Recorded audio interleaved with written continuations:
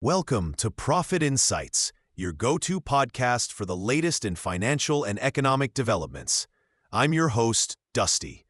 Today, we've got some intriguing stories from around the world as national economies navigate tricky trade dynamics, seek economic growth, and brace for market shifts. So grab a seat or continue that walk, because we've got a lot to cover today. First up, let's dive into the global trade scene. Thailand is making waves with its proposed $15 billion economic stimulus package.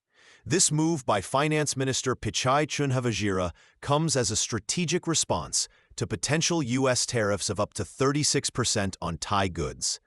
The aim? To ramp up domestic consumption and investment, staving off any negative hits to their economic growth.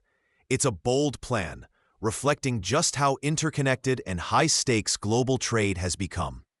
Speaking of the trade front, there seems to be a bit of a thaw in the U.S.-China relationship. President Donald Trump has signaled a reduction in the colossal 145% tariff on Chinese imports. This act of alacrity hints at fresh negotiations on the horizon, with hopes of mutual concessions aimed at easing the long-standing tensions. And in a nod to stability, Trump confirmed that Federal Reserve Chair Jerome Powell will keep his position.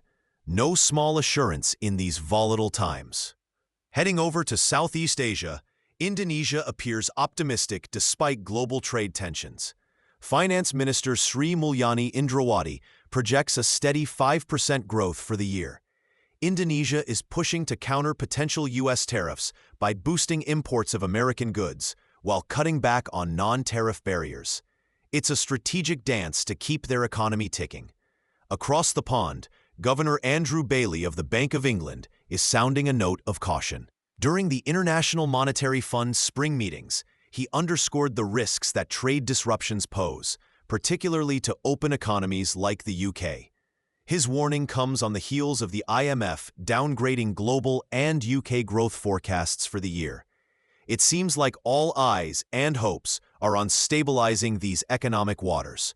In a noteworthy development, the International Monetary Fund is re-engaging with Syria. After a 14-year hiatus, they've appointed Ron van Rooyen as the mission chief, responding to a request from Syria's finance ministry.